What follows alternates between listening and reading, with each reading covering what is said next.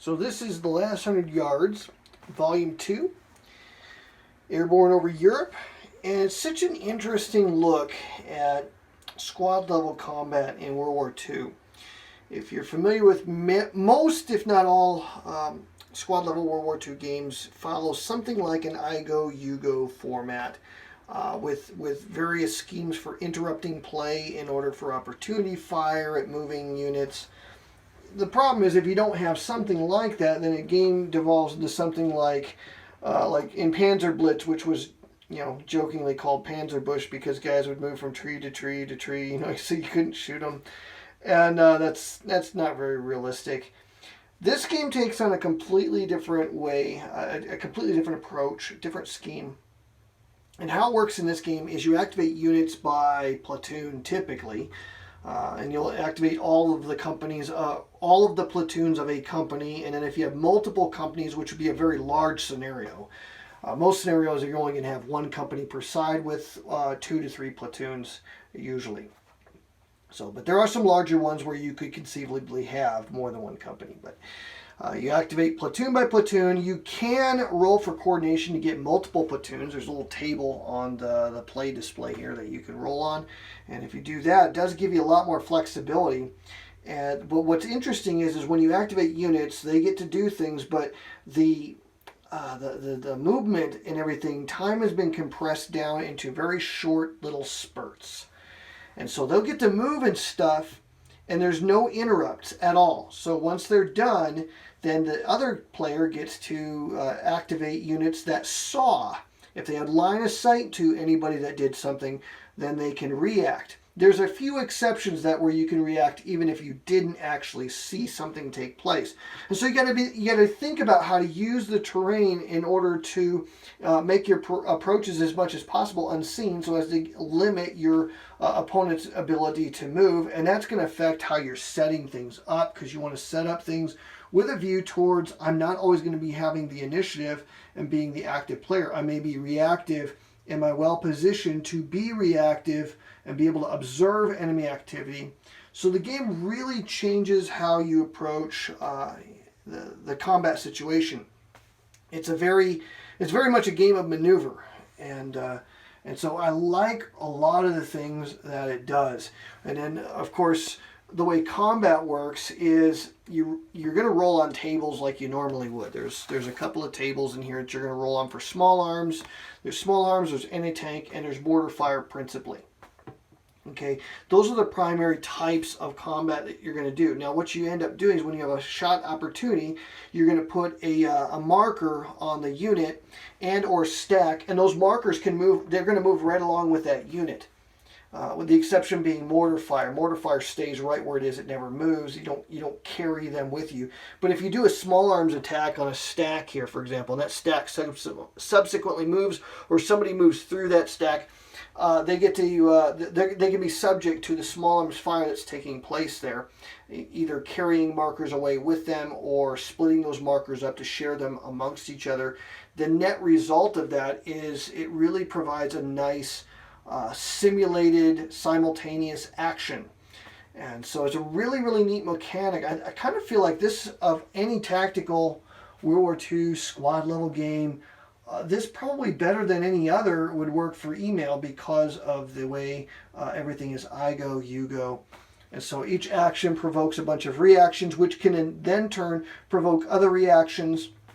When you activate units, you don't have to activate everybody. You might leave some guys unactivated intentionally, hoping that they'll, or just in case that they can respond to enemy reactions. Of course, if you don't activate a unit when it's its turn to do so, it can't do anything unless it is allowed a reaction.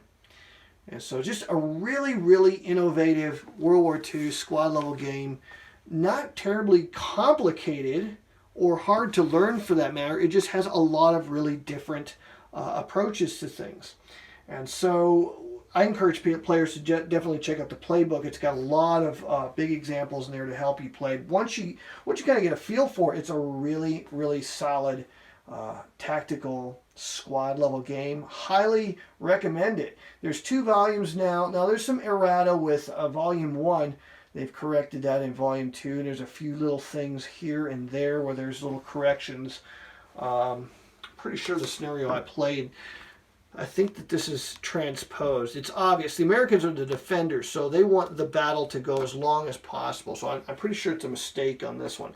But aside from these little things, I hear people say, I heard the game's unplayable. That's nonsense. It's totally playable. It's a very, very cool tactical World War II game. That's another thing I like about it is every scenario there's two ways to win. You can win by casualty count, kind of like Combat Commander. There's a casualty marker here on the track, and when you take casualties, it's going to slide towards yourself or towards your opponent, and that's going to do a couple of things for you. When that thing moves, try to get the focus here. When that moves, there's numeric values, and so whenever that marker is going to move towards the defender or towards the attacker, you'll see there's either a positive or a negative number.